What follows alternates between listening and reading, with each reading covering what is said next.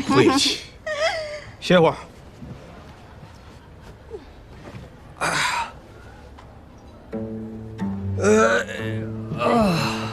国舅爷，我都认输了，你就让我回家吧。那不行，爷还没玩够呢。来，再战300回合。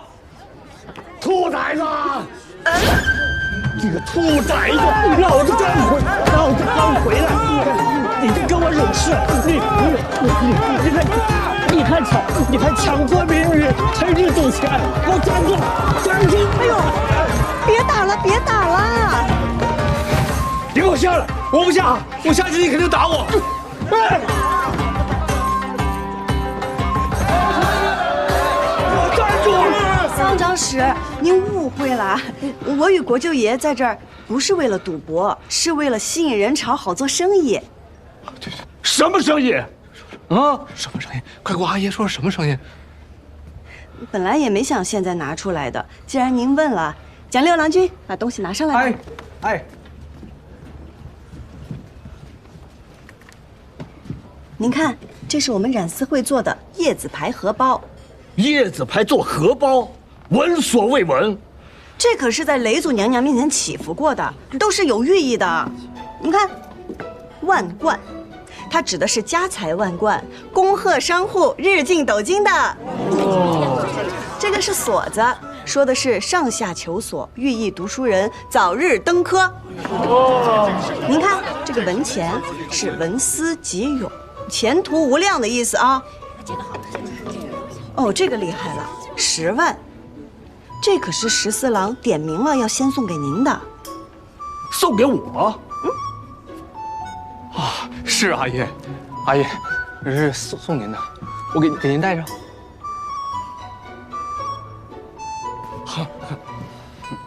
这10万便是万10，谐音万无一失，是祝您身体健康、长命百岁，是14郎的一片孝心。这小玩意儿瞧着不错呀，小娘子，什么时候开始卖呀？若是大家喜欢，我们染丝会那就尽快的把它做出来，好吗？程三郎君、蒋六郎君、盛大郎君。对啊，是啊，就是。哎，染丝会。哎呦，您出门这几日，国舅爷体恤我们西边人家疾苦，团结我们成立了染丝会。这叶子牌荷包就是我们的第一笔生意。国舅爷是我们的名誉会长，我们在这儿玩叶子牌，也真的不是为了赌博，就是为了想要把这个名声打出去。你当真是在干正事儿？是啊，阿爷，这回您真误会我了。桑长史，您真误会我们会长了。啊，会长为了我们殚精竭虑哦。误会了。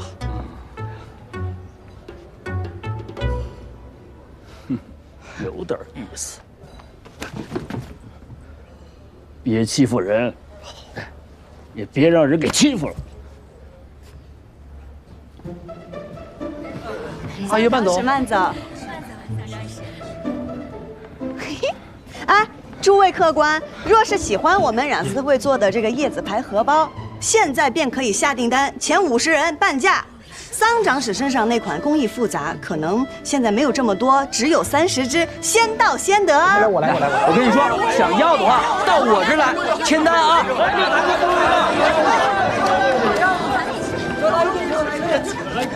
啊！你是不是在利过爷呀？是啊，是啊，我们本来就在这儿卖荷包的，谁知道你会来，更没料到你阿爷会来呀。那你过几日你可以跟你阿爷说，你不想做这个名誉会长，那就和我们没有关系了。那不行，这官儿爷当上了，还能还给你怎样？可是做我们的名誉会长是要帮我们做事的。爷不能做事吗？那试试吧。作为名誉会长，可有我的好处啊？嘿呀，杨老三，当然有，来，我给你找，来。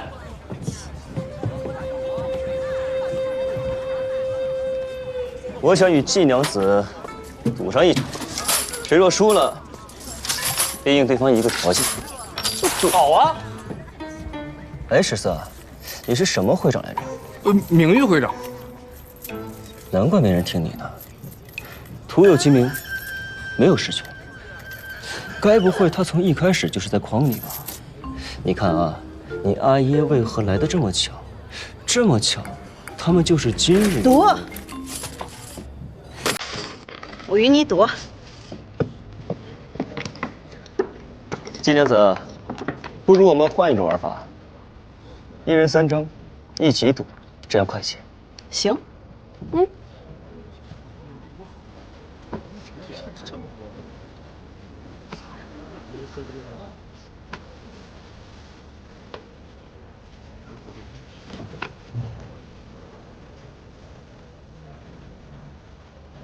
金莲子，请吧。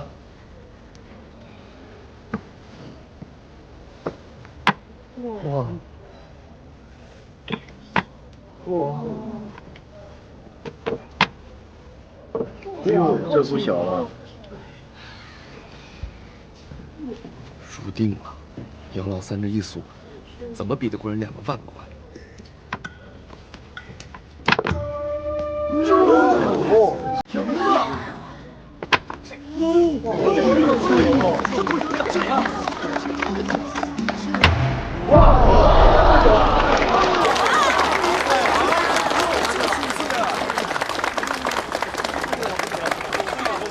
金娘子，我这牌可有问题？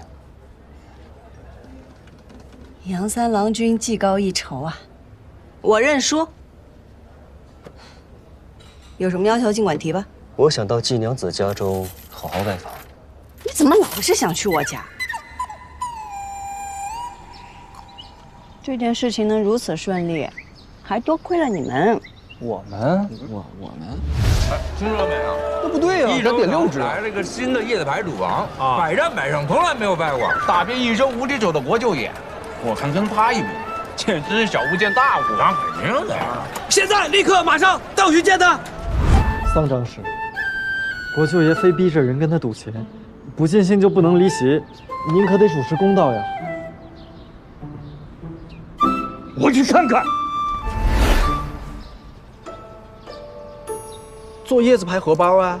我婉婉还有好几个人，我们熬了好几天才赶出来的。哦，用桑14最喜欢的叶子牌，把他骗过来与你赌钱，再把桑长史引过来，棍棒教子，让桑14不得不被咱们按到头当了那个会长，环环相扣啊！厉害啊，高明。只有一点不明白，你真的是赌神吗？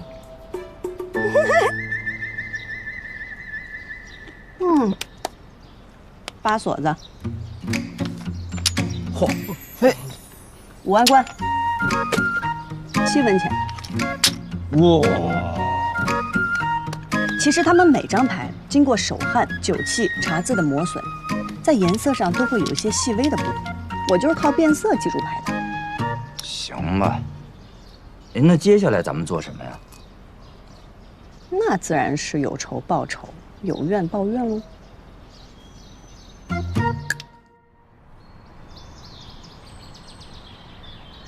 这个月只是灯油钱就这么多啊，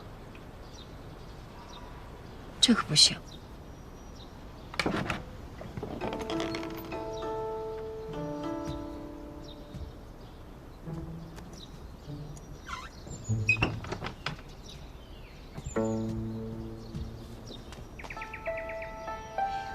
省着点用，早点把钱还上，这样英英也不用那么累了。咻！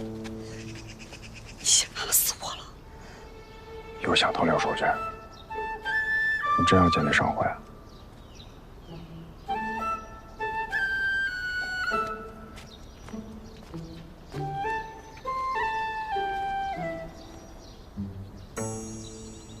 阿兄，这些年我一直在等一个时机。这次桑14的事是我闯祸在先，但是是危机也是机会啊。我如何不晓得这次得罪了花掌柜，日后他必会报复？但即便我们不惹他，他就不算计我们了吗？都说花家背后的势力深不可测，我不晓得他们背后的人是谁，我也不晓得他们有何图谋。但是做生意就像赌叶子牌，你若猜不到对方的底牌是什么，那只能让自己的底牌变得更强。所以，阿兄，求求。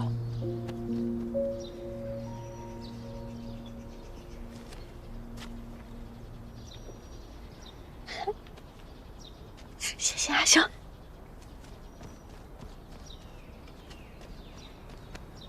这几日你多囤一些染料和丝线，除了花家以外的订单，哪怕赚的少一些、量少一些，也尽量接下来。又要干什么呀？以防万一而已。我跟陈三郎他们已经说了，但是平儿家里最近怕是不愿意让我跟他来往，劳烦阿兄跑一趟。囤染料倒无妨，可华掌柜霸占着浣花溪，本就无处染丝。阿兄，信我，很快咱们就有地方洗丝了。季莹莹，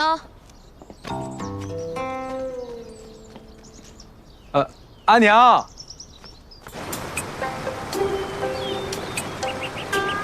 哎，岂有此理！竟敢抢占地盘，不让咱们染丝会洗丝。那是之前，这不是您来了吗？我看他们谁敢。放心，只要有爷在，爷罩着你们，看哪个敢找就麻烦。自然自然。来了！金人他们过来了。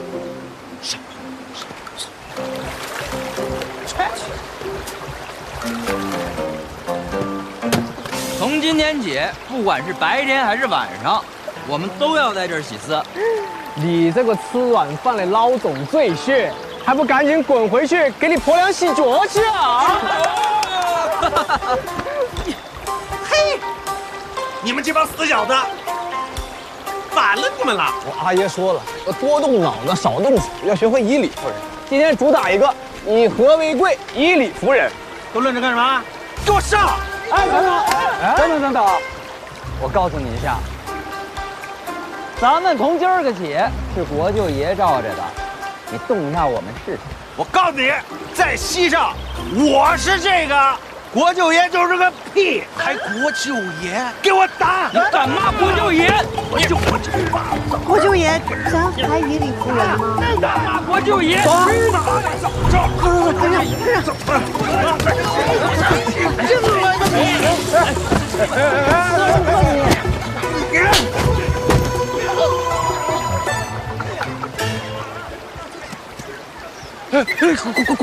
舅爷，我称不上圣洁国舅爷啊！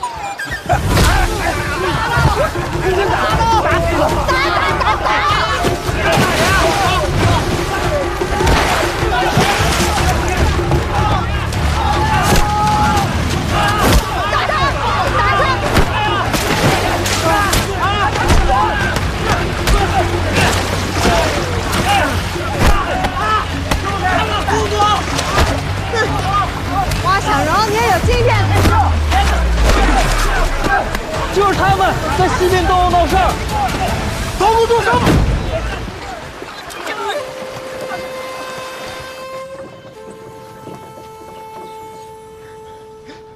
你给人看看坏没坏？都出血了，都出血了！出血了！华小柔，你好大胆子！你给当朝国舅爷都打出血了，你好大胆子你！国舅爷，我真不知道是你，要不然借我100个胆我也不敢呢。他不仅打你，他还骂你。你闭嘴！骂你了！你闭嘴！我想起来了，你骂我是个屁！我告诉你，哦，他还骂你是坨屎。你还骂我是个屎！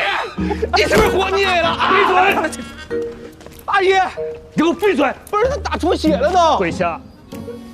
我叫你跪下！还嫌不够丢人是吧？啊！你跟我过来。是。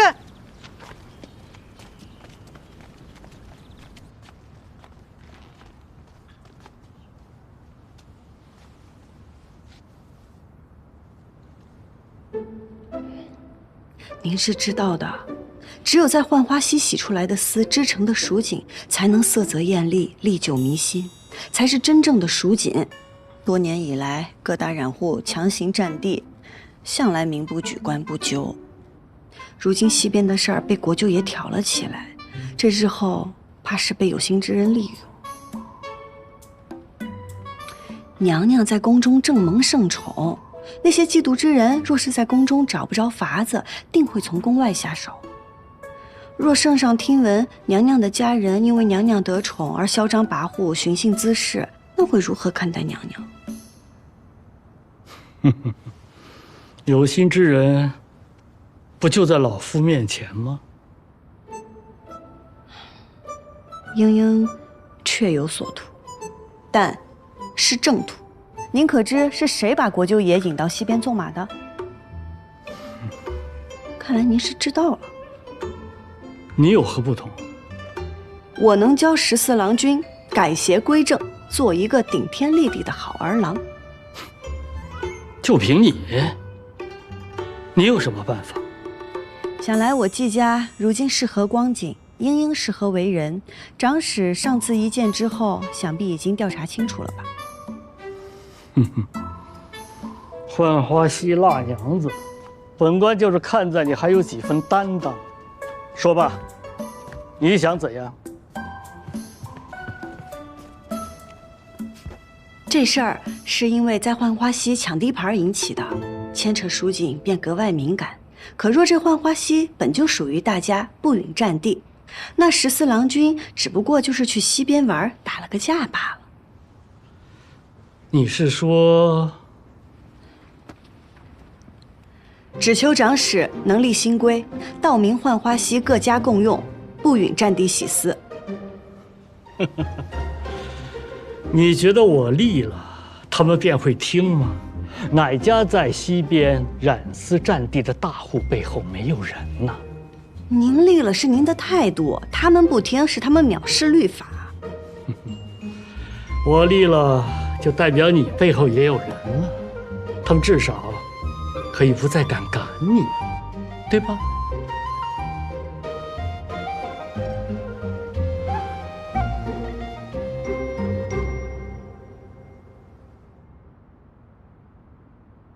我相信啊，只要你努力，一定可以让季家重回当年荣耀。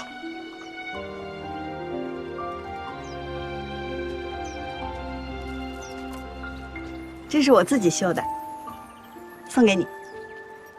啊？怎么，你不要？你嫌我绣的丑？我表现的这么明显吗？赵修元，给我，给我。不给。我的意思是说，我怕我做不到腰缠万贯。你知道我为什么要送你这个吗？因为你不缺文钱，你本就文思泉涌，前途无量。你也不缺锁子，不缺10万，因为你本就上下求索，万无一失。钱是没有了，送你幅画吧。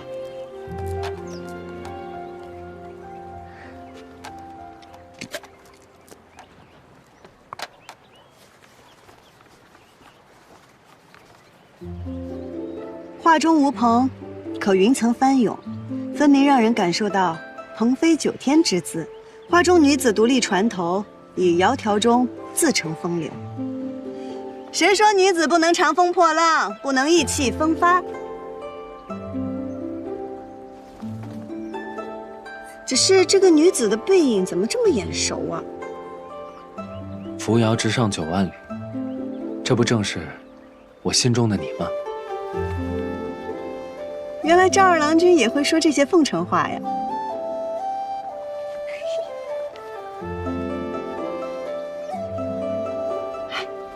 我们将这画织成锦吧。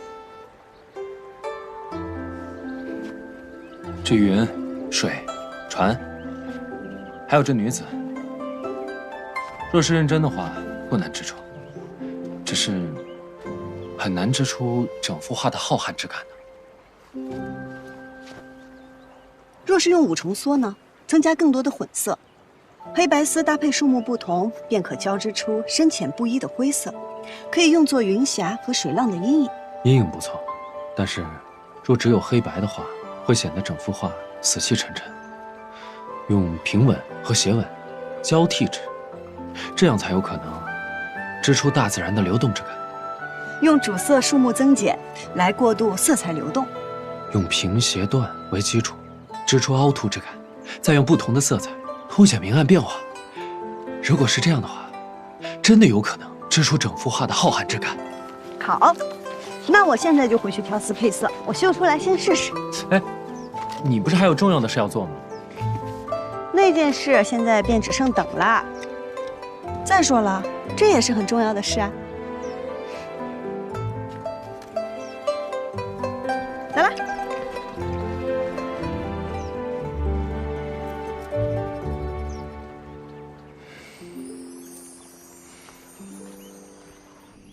夫人，我知道我错了，我丢了花家的脸。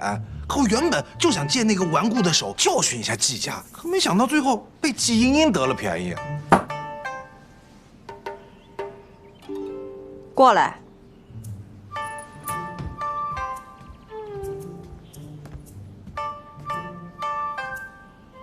坐下。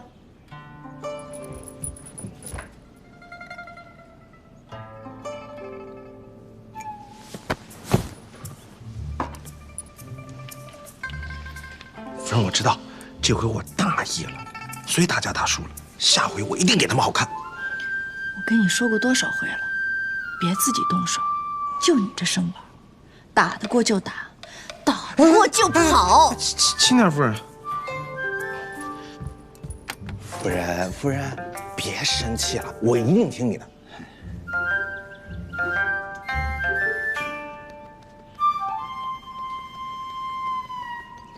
一会儿去给我备车，我要出去一趟。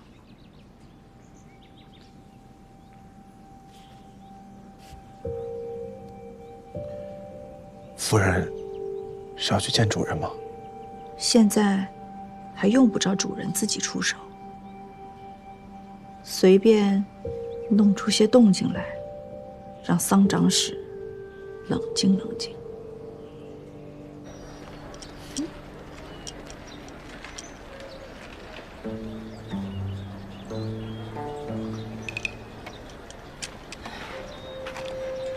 看季娘子这脸色，是不欢迎杨某在此。不过可惜了，愿赌服输，你该不会要食言吧？自然不会。杨郎君，那边请。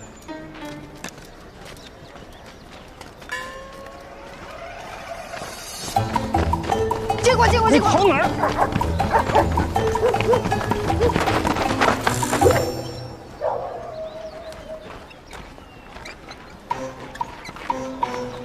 杨某读书少，但也知道这邪路是不通正常的。您有所不知，我季家的规矩是越尊贵的客人越要在僻静处招待。郭奎，你可不许咬它哦，小心哦，它有毒。你叫郭奎？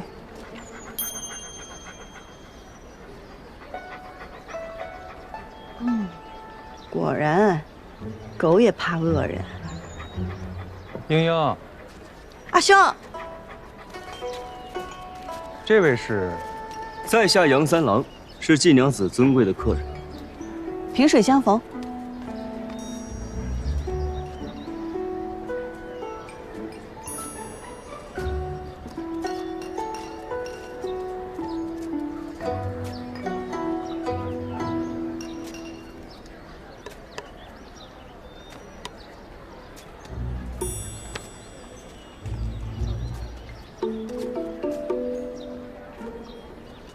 阿兄，阿娘在家吗？我一直在屋内支紧，不怎么去过前了。不过按照往日而言，阿宁此刻应该是出去采买。哦，太好了。阿兄，给这杨三郎君倒碗水吧，他就喜欢喝咱们家的水。哦，好。哎，不急不急，杨某此番前来，并非是要讨水喝，而是为了拜访一位故人。故人？哪位故人？杨某记得季国父当年斗锦夺魁，以一幅蜀红锦博得满场喝彩，我也被其风姿折服。数年过去，辗转反侧，仍是难以忘怀。可谁能想到呢？如今却早已是物是人非。杨三郎君不只是为了来叙旧的吧？季兄跟着季国父多年，耳濡目染，定是得了几分真传吧。不怕杨三郎君见笑，季某与冉丝一道天分平平，不如我们家英英。家里的丝大都是英英染的。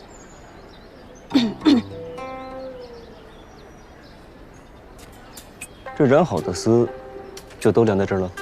还有一些晾在前院。阿兄，你还是去倒水吧。哦，好。哎，不忙。杨某是头一回到锦户来拜访，季娘子不妨带我到处转转，也好好好欣赏一番。我家世简陋，没有什么可观赏的。家世虽简，但也别有一番趣味。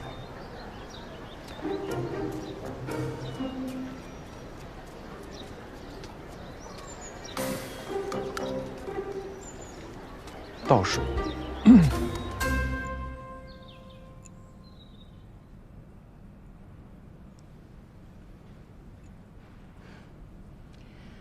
夫人光临寒舍，实乃我季家的荣幸。小女和赵二郎君自幼相识，此事我们不是早就聊过了吗？只是我们赵家对儿郎实在是苛责了些，若不能做出些成绩，就不许婚配。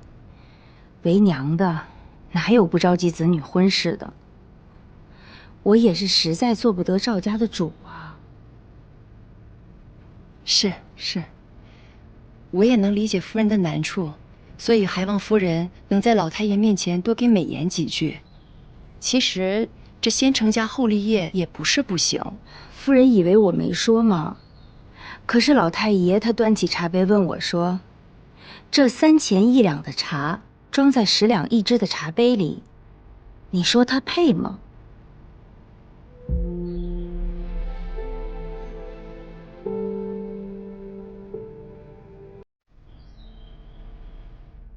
咱们蜀地向来以红丝为贵，季伯父的蜀红丝更是声名斐然。季娘子染了这么多丝，怎么偏偏不染红啊？我想染什么就染什么，杨郎君是不是管得太宽了？那边就是大门了，请。哟，今日来府上做客的人还真不少啊。怎么是他呀？我也不知啊。英英，还不过来跟赵家伯母问好？哎，伯母好。虽说季家不是什么高门大户，也没有自家女儿天天往外跑的道理。整日在外抛头露面不算，还把外男往家里带，传扬出去，损了小娘子的清誉事小，你季家的名声还要不要了？伯母误会了，他是来找阿兄做生意的，我就是恰巧遇上。是，我也不过是提醒，您若觉得无碍，便不必在意。只怕哪一日真做出伤风败俗的事儿来，夫人再后悔，可就来不及了。赵夫人说的是，虽然这次是巧合，但是那些拎不清的人难免要瞎说。我一定会好好管教管教，连巧合都不能有。但是我相信，像夫人这般心明眼亮的，是肯定不会误会的。来，夫人这边请。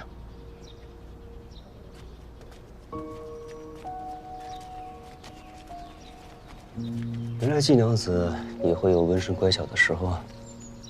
也让你进门了，英英也算履行承诺了。要不你还是去别家寻杯热茶喝吧。季夫人，晚辈告退。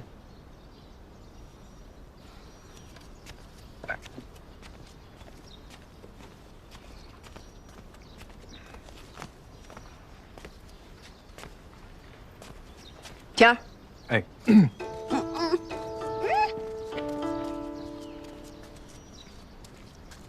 站住！阿娘，我错了。阿娘，你别过来！阿娘，给我过来！季英英，季英英，你别动手！季英英，你别跑！啊！你快过来！那个外男谁啊？阿娘，那是杨三郎君，他是来跟咱们家做生意的。做生意的，真的吗？你们是不是以为我不管事儿了就能骗我呀？就刚才他那身衣裳，一看就不是寻常人家，轮得到跟咱们家做生意吗？他是来打探蜀红丝的。蜀红丝？又是蜀红丝。都这么多年过去了，这些人还不消停。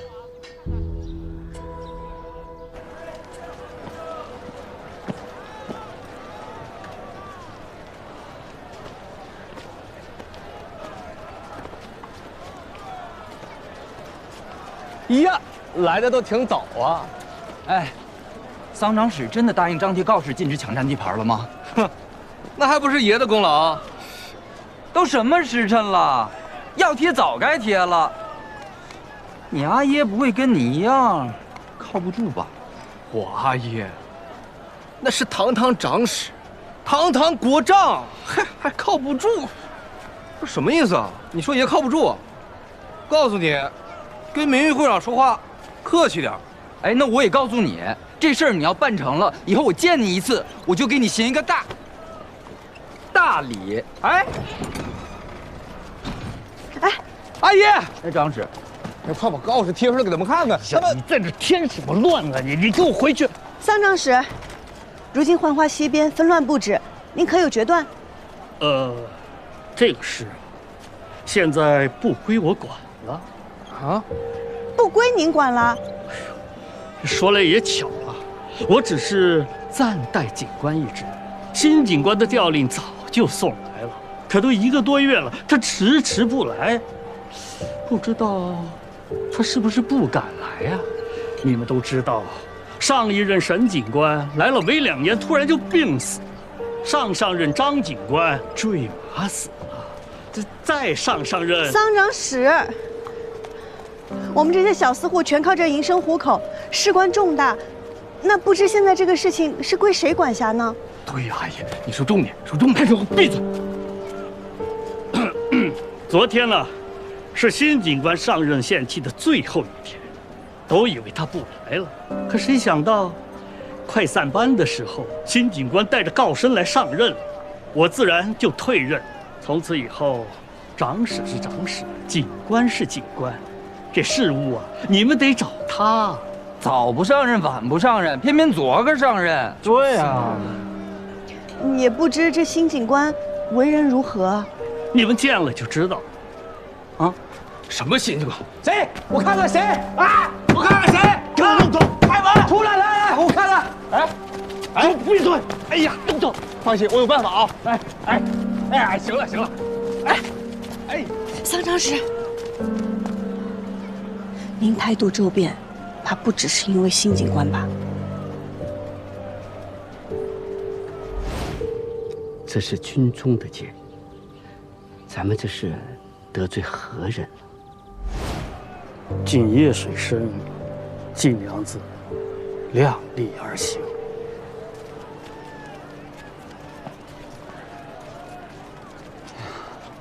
英英，这可怎么办呢？我们都听你的。为了避免被花掌柜赶尽杀绝，都想了法子接了别家的订单。这要是洗不了丝，按时交不了货，也不知道要赔多少钱。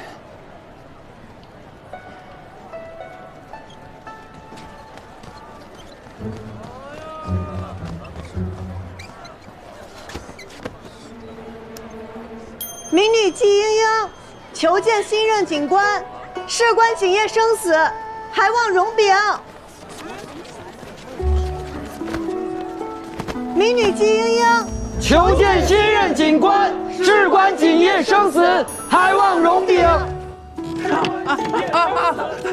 张警官，小的虽然跟王家是姻亲，但是王家真的没有偷税呀！不信你看账目便知。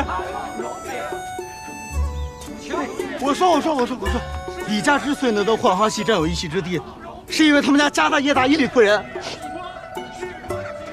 哎呦！锦绣阁的王掌柜每逢初一就跑到对面铺子偷偷放屁。赵家老太爷为了得齐王，8年不洗脚。这有啊！哎呦！求见新任警官，事关警业生死。门口的人不见。我认为从今日起啊，本警官谁也不见。在最重要的时候出场，才最有力度。换一批吧。就那个大胡子。是。事关警业生死，还望容禀。别喊了，咱们都喊多长时间了，还不给开，摆明了就是不想见我们嘛。你别太担心啊，既然都是一些大染户家的订单，他们肯定有细思的地方啊。我去找他们商量商量，看他们能不能借给我们用。花掌柜没来，什么意思？啊，这件事上你们说谁最与我们对立？花掌柜。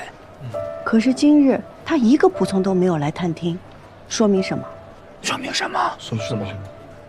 说明他已经知道今日结果，甚至大概已经堵死了我们所有的后路。花掌柜有这么厉害？他能在浣花溪称霸10数年，靠的绝不只是泼辣蛮横。我从未小瞧过他。丫丫，不好了，不好了，你家出事了！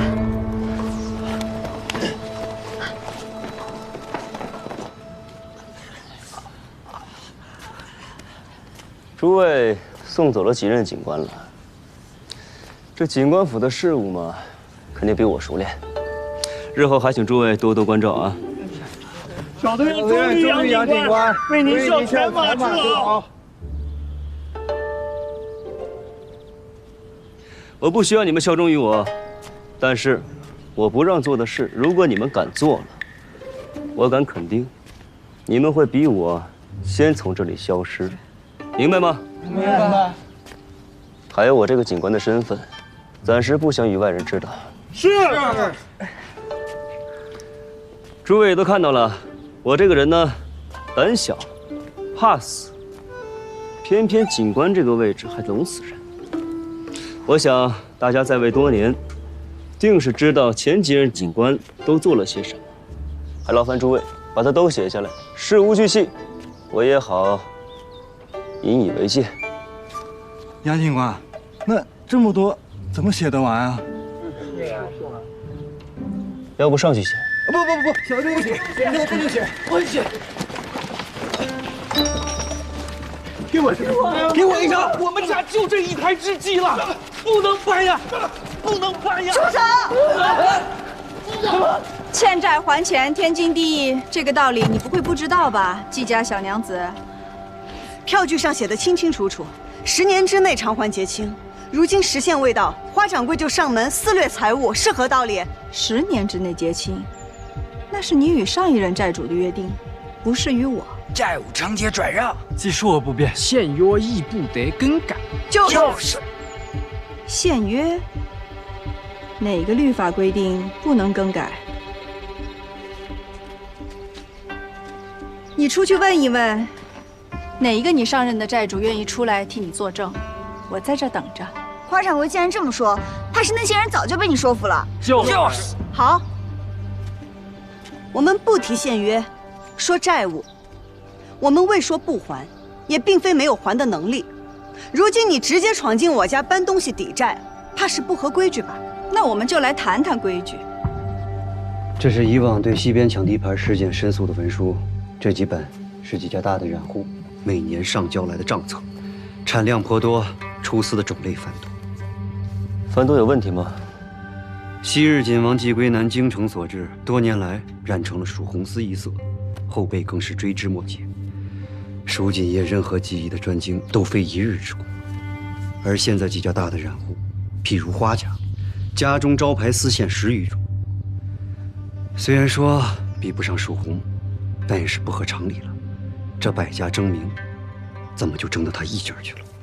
还有，这花家长久以来是靠欺压吞并小户来扩张的。当年季家因为季归南获罪，欠债无数，而现在那张欠条便在花掌柜手中。由此可以推断，季家便是花掌柜想要吞并的下一户。这大概也就是季娘子着急反击的原因。如果能在这件事情上帮他一把的话，或许能跟季家更进一步。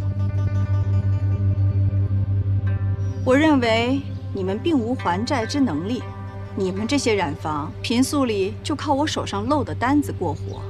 现在我懒得发这个善心了，你们接一些拼拼凑凑的单子，也没有地方洗丝，挣不上钱不说，到了10日交不上货，还得双倍赔偿。与其等你们赔光了给别人，还不上我，不如我今日上门来收账。实不相瞒，我今天就是让你们季家用资产抵债，资产不够，未来你还要做我的仆人，做工抵债才是。即便是资产抵债，那也是要先行告知，满期不还才执行。那好，那我就看看季小娘子这1个月内还不还得上钱。还上之前，我是不是可以按照原契约收取利息？你有钱还吗？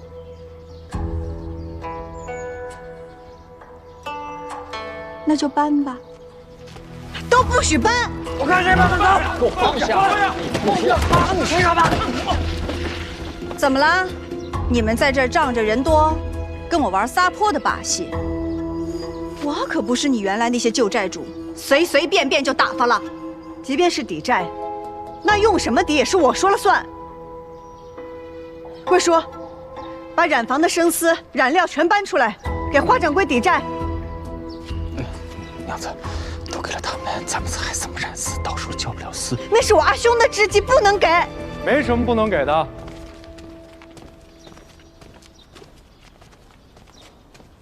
给他们吧。阿兄，我相信来日，我们定能够将它赎回。那好，那这1个月的利息我就先收下了。希望我下个月上门的时候，季娘子你已经凑足了钱，不然你们就等着当我的奴仆吧。花掌柜放心，不会让你得逞的。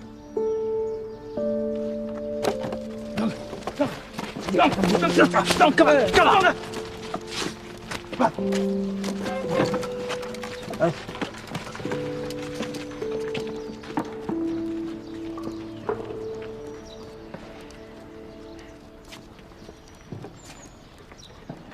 阿娘，哎，我早上送阿娘去姨母家了，她会在邦郡待一段时日。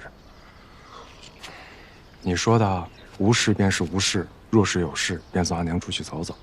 你要对付花掌柜，怎么可能无事？我早料到他可能会提前上门要债，但是我没想到他竟然趁人之危，让我们与他为奴。家里还有些东西，便真是要抵债，也够了，不至于为奴。我们要是再把东西给他们，我们就又一无所有了。不可以，绝对不可以。平儿，跟我来。